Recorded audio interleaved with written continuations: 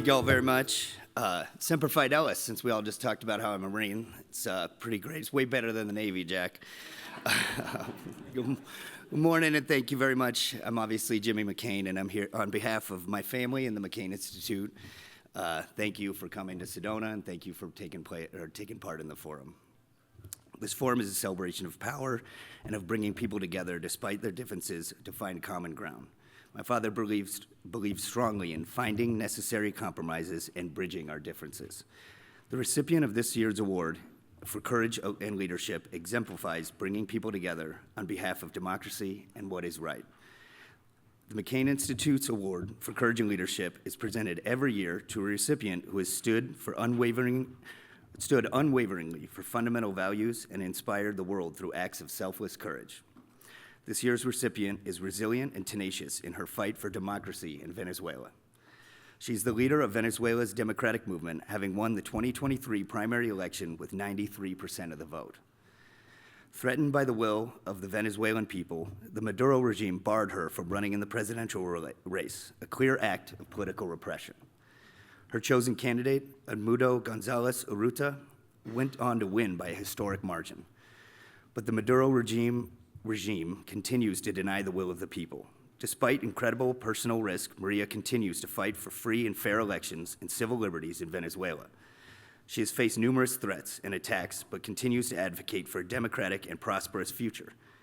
She has inspired millions to stand up against authoritarianism, and her persistence has kept Venezuela's political, economic, and human rights crisis in the international spotlight. Maria is the embodiment of the McCain Institute's Courage and Leadership Award, and I am proud to present her with this award. Maria is currently in hiding in Venezuela, and she could not be here in person, but she is here through Zoom, I believe.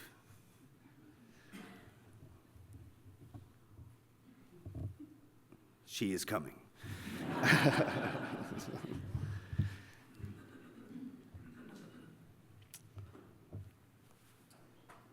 There we are.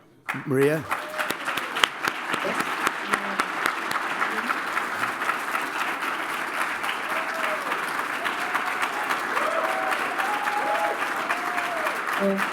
Good morning. I want to thank McCain Institute, Jimmy McCain, and the McCain family for this extraordinary honor. I certainly regret that I cannot be there with you in person today, like so many others who have dared to stand up to Nicolás Maduro.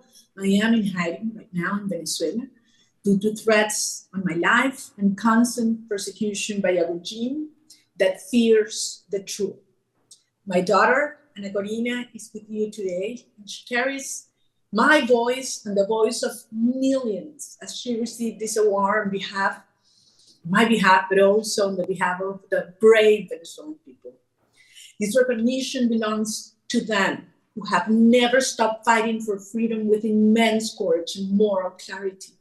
Senator John McCain once said, "Courage is not the absence of fear, but the capacity to act despite our fears." And that is exactly what defines Venezuela today.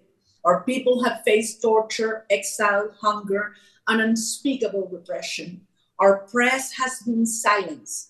Our elections were stolen. Our children scattered across the continent in the largest migration crisis in the history of the Americas. And yet, we rise because we believe in something greater, that our children deserve to grow up in dignity, freedom, and in the country they will help rebuild. The Venezuelan regime is not just authoritarian. It is not a classic dictatorship. It is a sophisticated criminal enterprise sustained by cocaine roots, illegal gold mining, sanctions evasion, and paramilitary networks.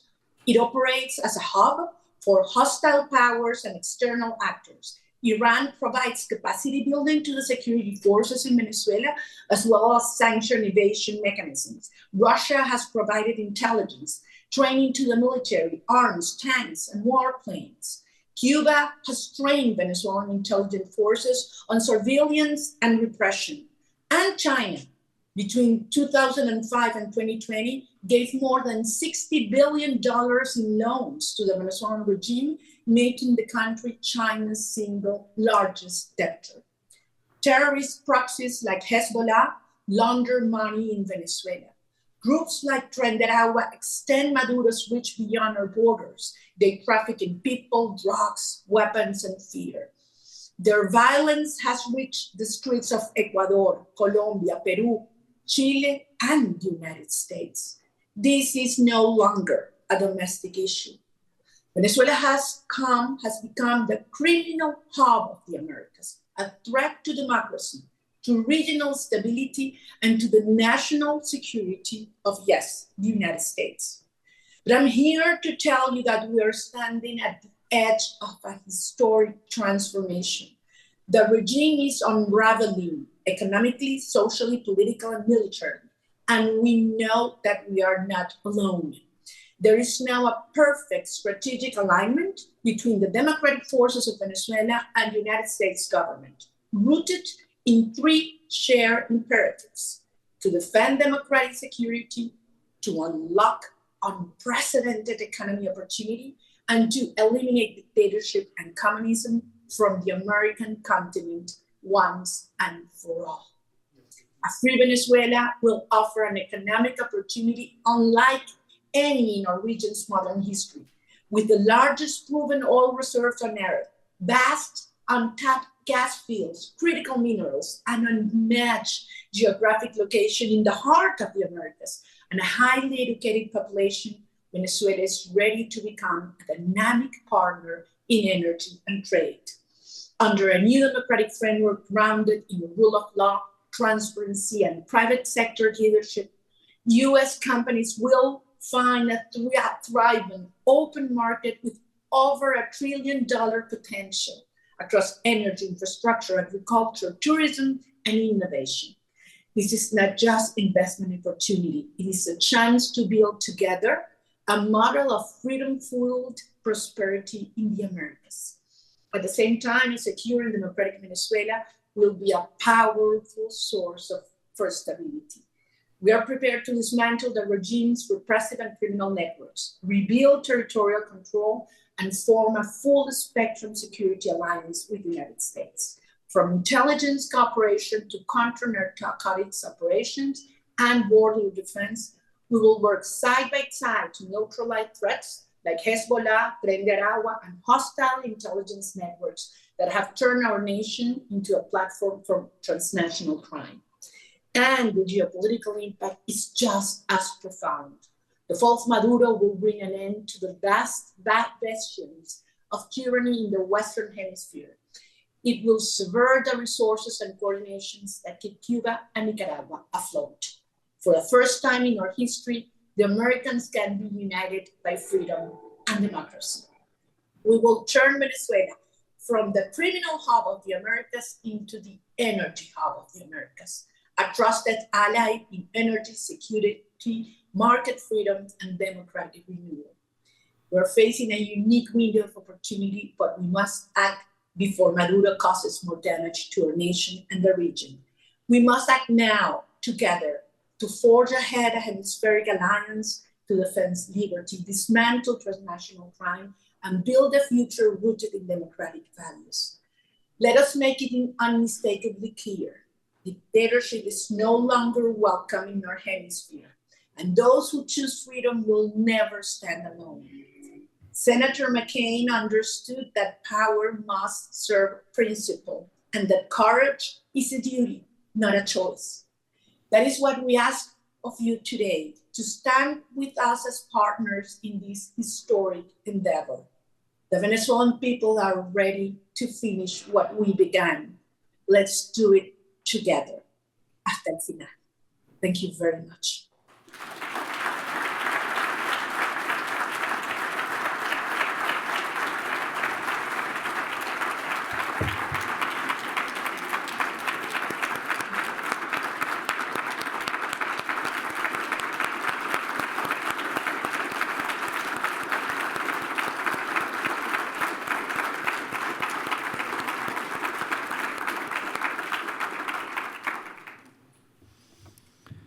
Here to accept the award on her behalf is Ana Corina Sosa Machado, the daughter and global representative of María Corina Machado and champion of democracy and freedom. Ana?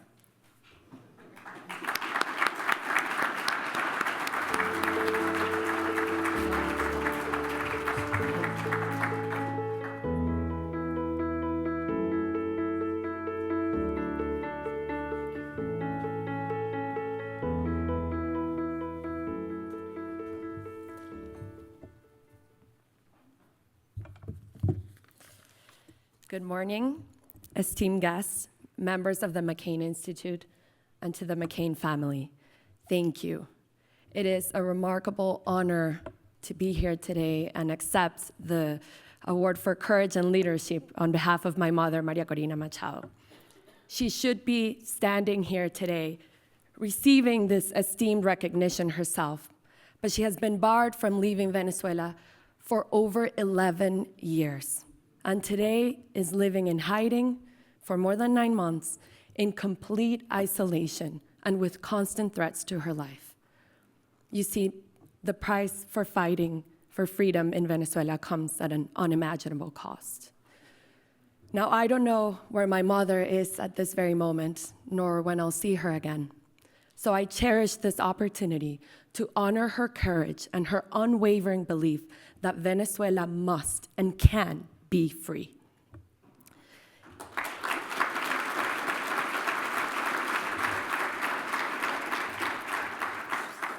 Now, it doesn't escape me that exactly 1 year ago, on this stage stood Dasha Navalny, receiving this award on behalf of her father, Alexei Navalny, whose life was taken by the very same forces my mother fights against today. But his legacy lives on in every single individual that refuses to be silenced in the face of oppression. And in Venezuela, we are continuing his fight, because from Moscow to Caracas, the fight for freedom is one and the same.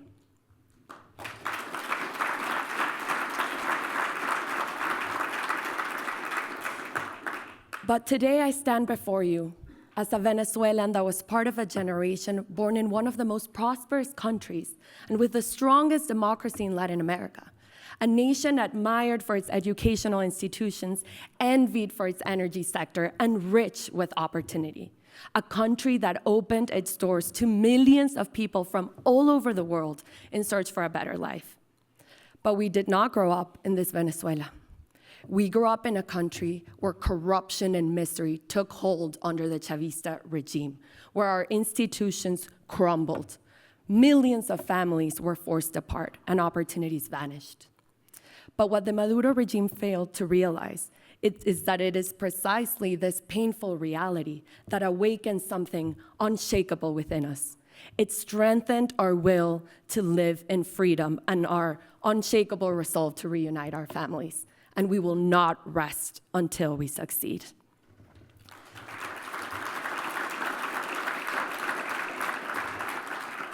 Now, this is what has ignited in Venezuela in the last few years, an unstoppable movement grounded not in force, but in love for country and in a commitment to freedom and dignity. 2 years ago, few would have believed possible what we have achieved in Venezuela. Against all odds and despite the intimidation, the repression and surveillance imposed by the regime, millions of Venezuelans came out to the polls on July 28th and delivered a decisive victory against the dictatorship of Nicolás Maduro, with 70% of the votes demanding change. And for the first time in our nation's history, we had the official tally sheets in our hands to prove it. But this victory was not just in numbers. It was about the historic civic movement behind it. From across the country, hundreds and thousands of ordinary citizens without political background organized, trained, and mobilized to defend the vote and protect the electoral process. There was no longer Chavistas versus opposition, rich versus poor, right versus left. There was one united nation demanding its freedom, and together they have carried out one of the most extraordinary acts of peaceful resistance the world has ever seen. And this is what my mother stands for. She stands for a united Venezuela, for a place of opportunity, for human dignity, for a country that opens its doors once again to everyone from around the world who wants to work hard and thrive. A country envied once more, not just for its energy sector, but for its human capital. But above all, a country where our families are reunited once again in freedom. Make no mistake, we have already defeated the dictatorship, and we will prevail. We will prevail because our strength comes from an unwavering commitment to truth and dignity, because good will triumph over evil, and because we're fighting for the future of generations to come. The Venezuelan crisis is not just a Venezuelan cause. It is an American cause. It is a cause for this Western Hemisphere and for the world, because it stands for the future of liberal democracy and the sovereignty of nations. What happens next is in our hands and will shape the future of this hemisphere. Stand with us, support our fight for freedom, and together, let's defend a world where democracy prevails. Thank you.